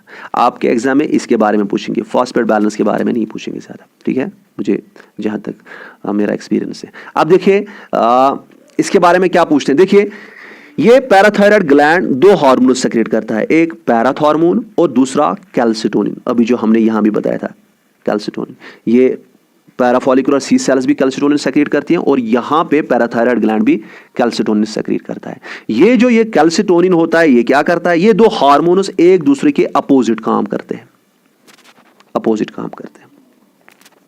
अगर हम पैराथॉर्मोन की बात करते हैं, पैराथॉर्मोन को हम दूसरा नाम कॉलिपस हार्मोन भी कहते हैं। क्या कहते हैं? कॉलिपस हार्मोन भी कहते हैं। ये कब निकलता है? जब ब्लड में कैल्शियम की लेवल कम हो जाए, तब ये पैराथॉर्मोन निकलता है। देखिए इन 2 हार्मोन्स का मकसद है कि बॉडी में कैल्शियम और फॉस्फेट का बैलेंस रखें ब्लड में। तो अब एक दूसरे के अपोजिट ये काम करते हैं। जब ब्लड में कैल्शियम डिक्रीज हो जाता है, पैराथॉर्मोन निकलता है, और जब ब्लड में कैल्शियम इंक्रीज हो जाता है तो कैल्सिटोनिन निकलता है। ये याद रखिएगा। अब अगर ब्लड में कैल्शियम डिक्रीज हो गया तो पैराथॉर्मोन कोशिश करेगा कि हां भाई ब्लड में कैल्शियम को वापस लाना है। दैट मीन्स ब्लड में कैल्शियम को इंक्रीज करना है। That means it is hyper calcemic. ये ब्लड में कैल्शियम से इंक्रीज करना है, है ना। लेकिन कैल्सिटोनिन का मकसद क्या है, इसका अपोजिट है कि नहीं भाई ब्लड में कैल्शियम ज्यादा हो गया, आप डिक्रीज करना है, देयरफॉर इट इज हाइपोकैल्सीमिक। समझ आ रहा है, वेरी गुड। अब ये कैल्शियम कैसे इंक्रीज करेगा, ये पैराथॉर्मोन। देखिए 3 चीजों पे ये एक्ट करेंगे दोनों। अगर हम देखेंगे, देखिए जब हम खाते हैं, ये हमारा इंटेस्टाइन है, आपको पता है डाइट में कैल्शियम भी होता है, और यही कैल्शियम ब्लड में आ जाता है। सपोज यहां हर जगह पे ये ब्लड है, this is intestine, this is blood, this is kidney and this is bone. Intestine, kidney, bone और यह ब्लड। दोबारा, इंटेस्टाइन, किडनी, बोन, ब्लड। समझ आ रहा है। अब देखिए क्या चीज है, अब ये पैराथॉर्मोन का मकसद है कि यहां ब्लड में इंक्रीज करना है कैल्शियम। कैसे करेगा, ये जो डाइट में कैल्शियम है वो ज्यादा एब्जॉर्ब कराएगा। अच्छा, आपको ये भी पता है कि बोन में कैल्शियम फॉस्फेट होता है, कैल्शियम एंड फॉस्फेट होता है। ये कोशिश करेगा कि बोन से कैल्शियम बाहर निकले, ब्लड में आ जाए, क्योंकि इसे ब्लड में इंक्रीज करना है कैल्शियम को। तीसरा, आपको पता है किडनी जो है ये कुछ कैल्शियम एक्सक्रीट भी करती है यूरिन के साथ, तो ये कोशिश करेगा कि किडनी में कैल्शियम एक्सक्रीट ना हो, ये वापस ब्लड में ही रहे, रिअब्सॉर्ब हो जाए ब्लड में ही, बाहर का कैल्शियम ज्यादा नहीं निकले। इन तीनों चीजों से क्या होगा, ब्लड में जो कैल्शियम होगा, ब्लड का कैल्शियम लेवल वापस इंक्रीज हो जाएगा। समझ आ रहा है, ये पैराथॉर्मोन करेगा। इसके बजाय जब हम कैल्सिटोनिन की बात करेंगे, वो इन तीनों का अपोजिट करेगा। क्या उससे पता है कि कैल्शियम ब्लड में ज्यादा है, कैल्शियम को डिक्रीज करना है, तो यहां से एब्जॉर्प्शन ज्यादा नहीं होगी, और किडनी ज्यादा कैल्शियम को एक्सक्रीट करेगी, और बोन जो है ना, बोन कैल्शियम को ब्लड से एब्जॉर्ब करेगी, वो बाहर ज्यादा नहीं डालेगी, बाहर कैल्शियम को नहीं डालेगी। देखिए अगर मैं ये एक्सप्लेन करने बैठूं ना, इसका मैकेनिज्म क्या होते हैं, ऑस्टियोब्लास्टिस, ऑस्टियोक्लास्टिस किडनी में कैसे होता है, यहाँ पे कैसे होता है कैल्शियम का, विटामिन D3 का क्या रोल होता है, किडनी कैसे विटामिन D3 को एक्टिवेट करती है, क्या होता है, ये बहुत बड़ा टॉपिक है, लेकिन आपकी नॉलेज के लिए this much is enough. Okay, तो ये चीजें आपको समझ आ गई। अब ये जो 2 हार्मोन्स है, इसका मतलब है ये 2 हार्मोन्स आपस में क्या है, एंटीगोनिस्टिक एक्ट करते हैं। अगर कोई हार्मोन ऐसे इफेक्ट करते हैं कि इफेक्ट्स एक दूसरे को अपोज करते हैं, then those hormones are called antagonistic. अगर 2 हार्मोन ऐसे इफेक्ट करते हैं कि 2 इफेक्ट्स एक दूसरे को सप्लीमेंट करते हैं, इंक्रीज करवा देते हैं एक दूसरे का इफेक्ट, उन हार्मोन्स को हम फिर कहते हैं they are synergetic hormones. So parathormone and calcitonin और एंटीगोनिस्टिक हार्मोन्स। समझ आ रहा है, वेरी गुड। अब ये समझ आ गया तो हम नेक्स्ट ग्लैंड पे चलेंगे, जिसका नाम है पाइनियल ग्लैंड। और याद रखिएगा, आपको मैंने बताया था ये सबसे टॉप में जो हमारे हेड में ग्लैंड है, that is called pineal gland. ये एक हार्मोन सेक्रेट करता है जिसे हम कहते हैं मेलाटोनिन, और मेलाटोनिन की सेक्रेशन वेरी हो जाती है। दिन में ये लाइट जब होती है तो सेक्रेशन इसकी बहुत कम हो जाती है, लेकिन जब रात होती है, रात में इसकी सेक्रेशन इंक्रीज हो जाती है। और याद रखिएगा मेलाटोनिन जो है ना, ये नींद के लिए इंपॉर्टेंट है, स्लीप के लिए इंपॉर्टेंट है। ये रात को निकलता है, उससे अच्छी नींद आ जाती है। समझ आ रहा है, चूंकि ये लाइट से इसकी सेक्रेशन चेंज हो जाती है इस पाइनियल ग्लैंड की, इसलिए हम थर्ड आई ऑफ ब्रेन भी इसे कहते हैं, क्योंकि it is whole secretion depends upon the light. Okay, और चूंकि रात को ज्यादा निकलता है, इसलिए हम हार्मोन ऑफ डार्कनेस भी कहते हैं। और जब बच्चा बड़ा हो जाता है, प्यूबर्टी में आ जाता है, उसके बाद क्या होता है, इस पाइनियल ग्लैंड में कैल्शियम डिपॉजिट हो जाता है, और उसके बाद हम इसको क्या कहते हैं, we call it brain sand. क्या कहते हैं, ब्रेन सैंड। ओके, ये कैल्सिफाई हो जाता है। अच्छा, ये चीजें अगर क्लियर हैं तो इसके बाद हम नेक्स्ट ग्लैंड पे जाते हैं जो बहुत ही इंपॉर्टेंट है, जिसे हम क्या कहते हैं, एड्रिनल ग्लैंड्स। बहुत ही इंपॉर्टेंट ग्लैंड है एड्रिनल ग्लैंड्स। एड्रिनल ग्लैंड्स को हम सप्रारेनल्स भी कहते हैं। क्यों, क्योंकि आपको पता है कि ये जो 2 किडनीज होती हैं उसी पे ट्रेंगुलर ग्लैंड्स ऐसे हैं, तो उनको हम एड्रिनल्स कहते हैं। ये एक पेयर में, ये पेयर में होते हैं, है ना। और आपको पता है किडनी को हम रिनल्स कहते हैं, और अगर किडनी के ऊपर है that means they are called suprarenals. Okay, next thing इसके बारे में याद रखें, इसे हम 4S ग्लैंड भी कहते हैं। 4S ग्लैंड हम इसे क्यों कहते हैं, क्योंकि इसमें फंक्शन जब हम देखते हैं, इसकी फंक्शन मेनली 4 किस्म की होती हैं। पहला, ये शुगर मेटाबॉलिज्म के लिए लगता है। दूसरा, ये साल्ट को ब्लड में रिटेन करने के लिए लगते हैं। इस हार्मोन की, इस ग्लैंड की फंक्शन उसमें आते हैं वो। और ये सेक्स हार्मोन्स कुछ प्रोड्यूस करते हैं, और सोर्स ऑफ एनर्जी भी है ये। तो ये चारों चीजें जो हैं, जिस वजह से हम इसको क्या कहते हैं, this is called 4S gland. क्या क्या, पहला, ये शुगर मेटाबॉलिज्म के लिए लगेगा, शुगर मीन्स ग्लूकोज मेटाबॉलिज्म के लिए लगेगा, ठीक है। दूसरा, ये साल्ट को, पर्टिकुलरली सोडियम को ब्लड में रिटेन करेगा, बाहर नहीं छोड़ने देगा किडनी के जरिए या स्वेट के जरिए। तीसरा, ये कुछ सेक्स हार्मोन्स भी सेक्रेट करता है, सेक्स हार्मोन्स भी सेक्रेट करता है। और चौथा, ये सोर्स ऑफ एनर्जी भी प्रोवाइड करता है, सोर्स ऑफ एनर्जी, स्पेशली जब कोई स्ट्रेस होती है। मैं अभी दिखाता हूं, ये अभी एक्सप्लेन होगा जब हम इसको पढ़ेंगे, ठीक है। इसके बाद ये भी पॉइंट भी याद रखिए, इसे हम क्या कहते हैं, 3F ग्लैंड। 3F का मतलब क्या है, एक F स्टैंड्स फॉर फियर, दूसरा है फ्लाइट, और तीसरा है फाइट, डर, भागो या लड़ो। ये केसेस भी कब हो जाते हैं, जब कोई इमरजेंसी होती है या स्ट्रेस होती है। देखिए, एड्रिनल ग्लैंड्स मेनली, इनका मेन मकसद है इमरजेंसी में, स्ट्रेस में एक इंसान को कोप अप कराए कि हाँ, उसको प्रिपेयर रखे कि हाँ, इस इमरजेंसी से या स्ट्रेस से बाहर निकलना है। तो ये चीजें अगर आपको समझ आ गई, now we will move to the main headings of this adrenal gland.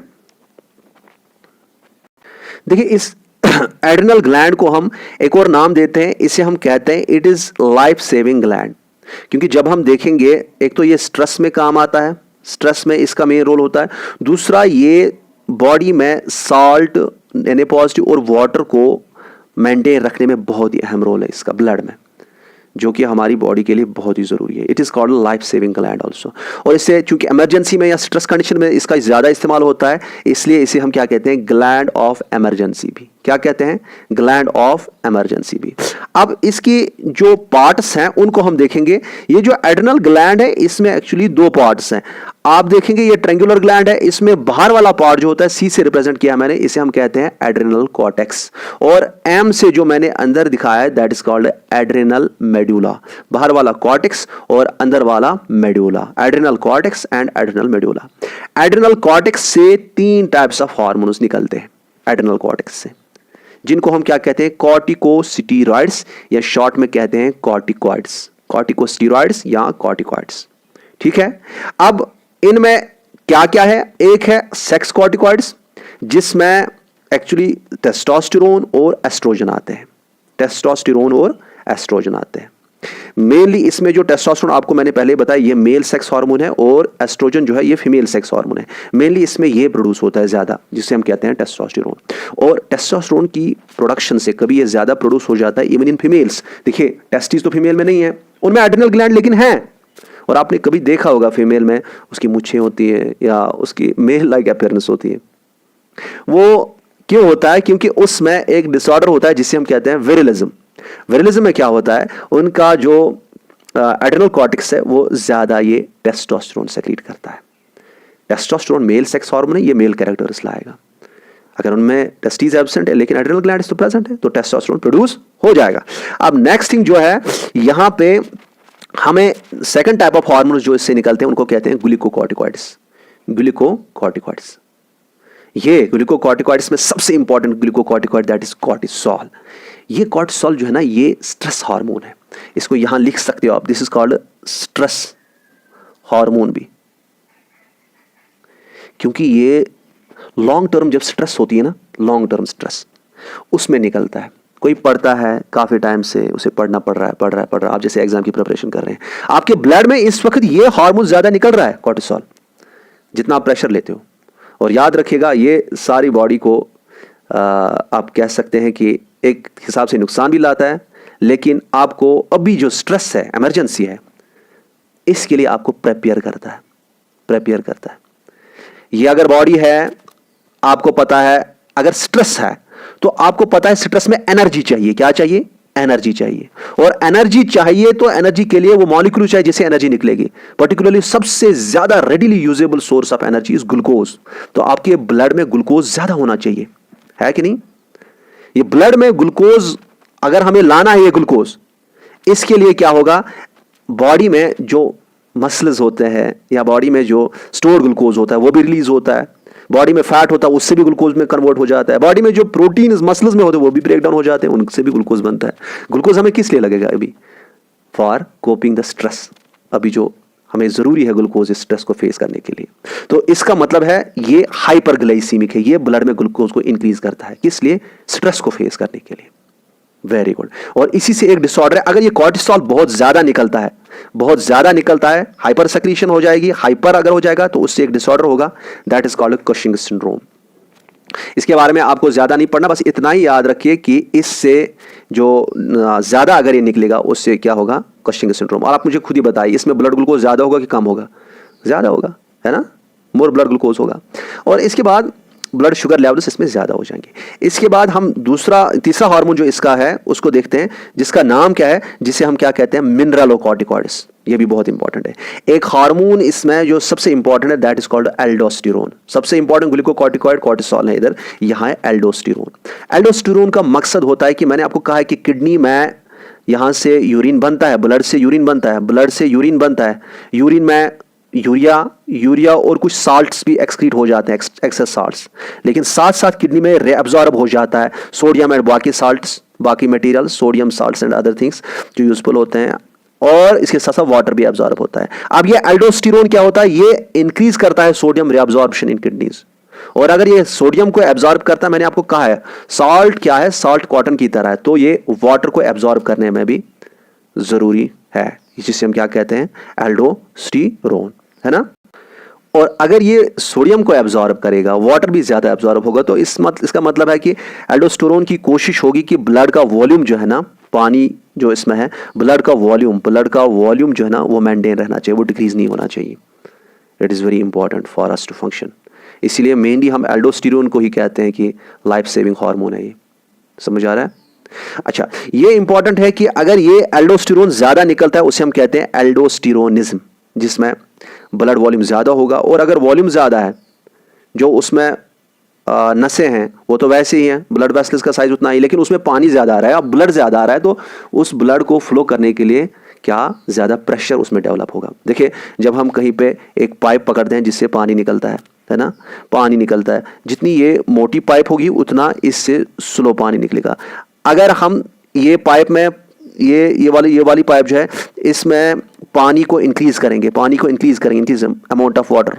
अगर 1 लीटर पहले फ्लो करता था, अब हम 2 लीटर फ्लो करा रहे हैं, तो आप मुझे बताइए ये स्लोली फ्लो करेगा कि ज्यादा तेज फ्लो करेगा?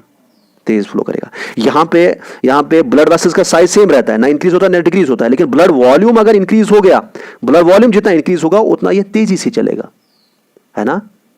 समझ आ रहा है? Very good. तो ब्लड वॉल्यूम जितना इंक्रीज होता है, नसें तो इंक्रीज नहीं होते हैं, जगह तो इंक्रीज नहीं हो रही है जहां से ये चल रहा है, जगह तो वही है, लेकिन अगर मटेरियल वॉल्यूम ज्यादा हो गया ब्लड का तो इससे ज्यादा तेज चलना है, तो ब्लड प्रेशर भी इंक्रीज हो जाता है इसमें।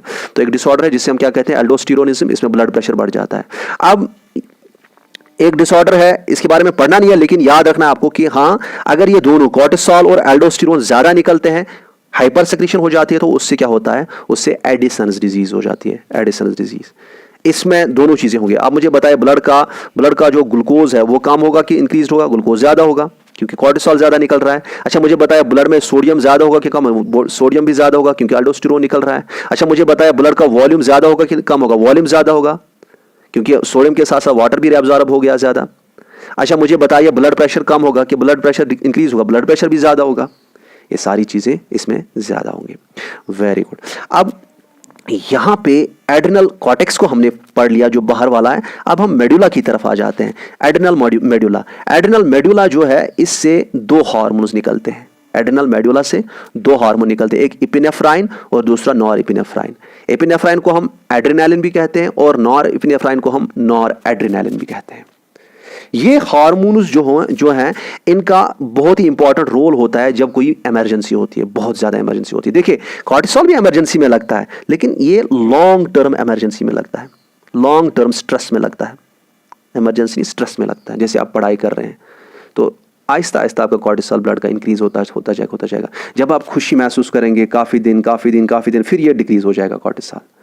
लेकिन अगर फटाफट कोई ऐसी इमरजेंसी आती है, जैसे कोई इंसान चल रहा है तो उसके पीछे कोई दौड़ रहा है, कुत्ता दौड़ रहा है, तो उसमें उसकी बॉडी में क्या है, उस वक्त इमीडिएट स्ट्रेस है उसमें। उस वक्त इन 2 हार्मोन्स का, एड्रिनल मेडुला से जो हार्मोन्स निकलते हैं, इनका बहुत ही अहम रोल होता है। समझ आ रहा है? इसमें एपिनेफ्राइन और नॉर एपिनेफ्राइन है। नॉर एपिनेफ्राइन को हम दूसरा नाम देते हैं नॉर एड्रेनालिन। नॉर एपिनेफ्राइन और नॉर एड्रेनालिन। ये नॉर एड्रेनालिन जो है, ये एक्चुअली नॉर्मल कंडीशंस में बॉडी में जो ब्लड है उसका प्रेशर मेंटेन करता है, नॉर्मल कंडीशंस में। इसकी कोशिश होती है नॉर एपिनेफ्राइन या नॉर एड्रेनालिन की, हाँ बॉडी में जो ब्लड प्रेशर है उसको मैं मेंटेन करूं एक नॉर्मल लेवल तक, इसको गिरने नहीं देता है, इसको गिरने नहीं देता है। इसका मकसद यह इंक्रीज करना, लेकिन इंक्रीज ये तब तक करा देता है जब तक ये ऑप्टिमल लेवल तक पहुंचे। अगर ऑप्टिमल लेवल से कम हो जाएगा तो नॉर एपिनेफ्राइन निकलेगा, भाई नहीं नीचे नहीं लाना है ब्लड प्रेशर, इसको वापस ले लो अपने लेवल तक। लेकिन जब स्ट्रेस होती है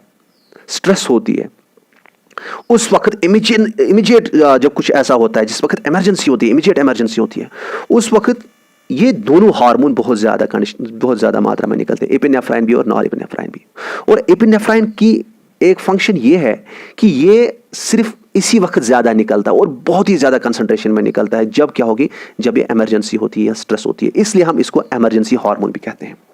याद रखिएगा, दिस एपिनेफ्राइन चूंकि इसका जो अमाउंट है, इसकी जो कंसंट्रेशन है वो ब्लड में एकदम से राइज हो जाती है जब कोई स्ट्रेस होती है, इमरजेंसी होती है। इसलिए जब गुस्सा आ जाता है, जब इमोशंस आ जाते हैं, तो इसलिए हम इसको क्या कहते हैं, इमरजेंसी हार्मोन भी। और इसका मकसद यही है कि हाँ भाई अभी इमरजेंसी, आप ब्लड प्रेशर को बढ़ाओ, आप मसल्स, सपोज पीछे कोई दौड़ रहा है, कुत्ता दौड़ रहा है, तो इंसान को दौड़ना है, तो मसल्स के लिए एनर्जी चाहिए, ब्लड प्रेशर बढ़ना चाहिए, ब्लड ज्यादा फ्लो करना चाहिए मसल्स की तरफ।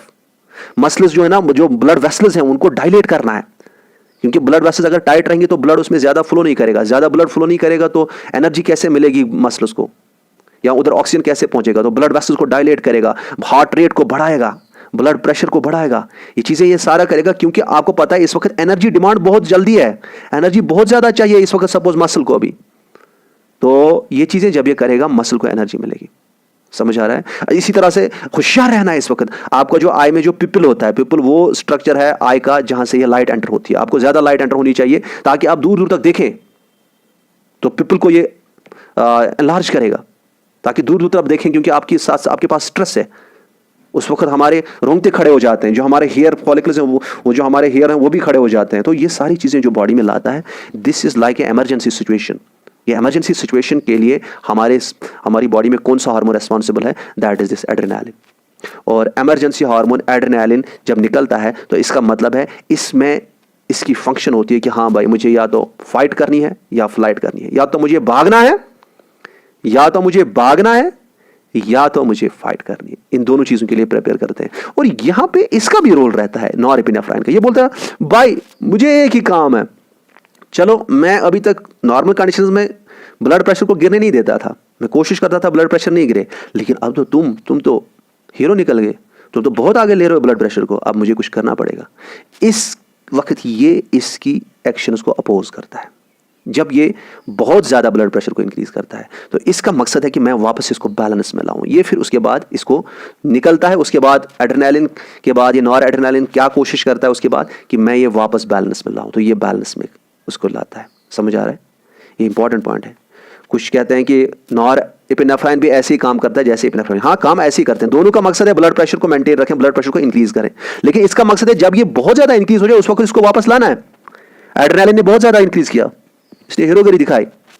अच्छा, इसके बाद ये तो क्लियर हो गया। अब यहां खुद ही देखिए, अब मुझे बताइए फ्लाइट फाइट के लिए ये लगा, ऊपर जो मैंने वो आपको बताया कि इससे हम क्या कहते हैं 4S और 3F ग्लैंड, वो देखिएगा यहां पे फियर भी है, फियर सिचुएशन है, फाइट है, फ्लाइट है। और मैंने आपको वहां कहा था कि वो शुगर मेटाबॉलिज्म के लिए भी लगेगा। मैंने कहा था ना 4S शुगर मेटाबॉलिज्म, आपने देखा कॉर्टिसोल का शुगर पे रोल है, ग्लूकोज पे रोल है। इसी तरह से मैंने कहा था साल्ट रिटेंशन के लिए, आपको अल्डोस्टेरोन के बारे में अभी पढ़ा, साल्ट रिटेंशन। मैंने कहा था सेक्स हार्मोन, ये देखिए यहाँ पे सेक्स कॉर्टिकॉइड्स वो भी इसमें निकलते हैं। और सोर्स ऑफ एनर्जी, अभी देखिए आपको पता है glucose is a source of energy, चाहे यहाँ पे या स्ट्रेस कंडीशन में आपको पता है कि ज़्यादा से ज़्यादा ये ब्लड को मूव करा देता है। अभी यहाँ पे तो ग्लूकोज ज़्यादा प्रोवाइड करा देता है ब्लड में, या यहाँ पे ब्लड को ज़्यादा मूव करा देता है ताकि एनर्जी प्रोवाइड हो जाए इस स्ट्रेस कंडीशन के लिए। तो इसीलिए हम इसको क्या कहते हैं 3F ग्लैंड या कहते हैं 4S ग्लैंड, जो मैंने आपको कहा था। अब लास्ट ग्लैंड जो है हमारे एंडोक्राइन सिस्टम का, that is this pancreas. Pancreas की बात करते हैं तो पेनक्रियाज जो है ना, आपको पता है पहले this is a mixed gland और हेटेरोक्राइन ग्लैंड। आपको पता है इसमें जो ये ग्रेप लाइक स्ट्रक्चर मैंने अंदर से बनाए, इनका मकसद है कि हाँ हम एक हार्मोन सेक्रेट करें जिसे हम क्या कहते हैं, पेनक्रिएटिक हार्मोन एंजाइम सेक्रेट करते हैं जिसे कहते हैं पेनक्रिएटिक एंजाइम्स। वो एंजाइम्स जो है ना वो यहाँ इंटेस्टाइन में जाएंगे और यहाँ पे डाइजेशन कराएंगे प्रोटीन वगैरह की। लेकिन यहाँ पे मैं थोड़ा जूम करता हूं, आप देखिए यहां पे ये जो सराउंड करते हैं ये छोटे छोटे सेल्स, छोटे छोटे रीजन्स, यहां पे क्लस्टर्स में होती हैं सेल्स, क्लस्टर्स में होती हैं सेल्स। और उन क्लस्टर्स में क्या कौन कौन सी सेल्स होती हैं? Alpha cells, beta cells, delta sales and PP sales. आप पीपी छोड़ ही दीजिए, आप खाली अल्फा, बीटा और डेल्टा याद रख दीजिए। इसमें 3 टाइप ऑफ सेल्स होते हैं यहां पे जो एक क्लस्टर्स में होते हैं। बीच में क्या है? बीच में ये स्ट्रक्चर है जहां पे ये ग्रेप लाइक स्ट्रक्चर्स इनको सराउंड कर रहे हैं, ये चीजें जो है ना ये हार्मोन सेक्रेट करती हैं। डिलीट, ये हार्मोन सेक्रेट करती हैं। क्या सेक्रेट करती हैं? सॉरी, हार्मोन एंजाइम सेक्रेट करते हैं, जिससे हम क्या कहते हैं? पैनक्रियाटिक एंजाइम, जो डाइजेशन के लिए लगता है। लेकिन जब हम बाहर से देखते हैं, इनको सराउंड जो कर रहे हैं यहाँ पे ये ग्रुप्स में सेल्स जो हैं, इन सेल्स को हम ग्रुप्स में जो है, इन ग्रुप्स को हम कहते हैं क्या? Islets of Langerhans. और इसमें 4 किस्म की सेल्स होती हैं, आप 3 याद रखेंगे, alpha, beta and delta sales. समझ आ रहा है? आइलेट्स ऑफ लैंगरहंस, इन सारे ग्रुप्स ऑफ सेल्स को एक एक साथ हम क्या कहते हैं? ये सारा group of cells, this is called islets of Langerhans. और इसमें अल्फा सेल्स क्या करती हैं? अल्फा सेल्स ग्लूकागॉन सेक्रेट करती हैं, बीटा सेल्स इंसुलिन सेक्रेट करती हैं, और डेल्टा सेल्स ग्रोथ हार्मोन के अपोजिट या सोमैटोट्रोपिन हार्मोन के अपोजिट एक हार्मोन एक्ट करता है, जिसे हम कहते हैं सोमैटोस्टैटिन, इसको सेक्रेट करती है। समझ आ रहा है? अब यहां पे थोड़ा सा पॉइंट याद रख दीजिएगा, ग्लूकागॉन जो होता है इसका मकसद होता है ब्लड में ग्लूकोज लेवल को इंक्रीज करें। तो इसका मतलब है ये हाइपरग्लाइसीमिक है, ये ब्लड में ग्लूकोज इंक्रीज करता है। लेकिन इंसुलिन जो है, जो बीटा सेल से निकलता है, आपके एग्जाम में अक्सर पूछा जाता है, इसका मकसद होता है ब्लड में क्या? ग्लूकोज लेवल को डिक्रीज करूं। ठीक है? कैसे डिक्रीज करेगा? इसकी कोशिश होगी कि ब्लड से जल्दी सारी सेल्स अपने अंदर ये ग्लूकोज ले ले, या ब्लड से ही जल्दी ये लिवर अपने अंदर ले ले ये ग्लूकोज और अंदर ग्लूकोज को स्टोर करे, या ब्लड से ही जल्दी जो बॉडी में मसल्स होते हैं, बॉडी में जो मसल्स होते हैं वो जल्दी से जल्दी ब्लड से ये ग्लूकोज ले लें और ये अपने अंदर स्टोर करें ये ग्लूकोज। ग्लूकोज हमारे ह्यूमन बींग्स में या एनिमल्स में स्टोर कैसे होता है? In the form of glycogen. तो ग्लाइकोजन बनाने में ये लगेंगे, ताकि ग्लाइकोजन स्टोर हो जाएगा। इंसुलिन इस चीज में लगेगा, इसे हम कहते हैं glycogenesis. I think it is all clear. आज भी लेक्चर बड़ा हो गया, सॉरी फॉर दैट, लेकिन कोशिश मेरी थी शॉर्ट करूं। Thank you so much.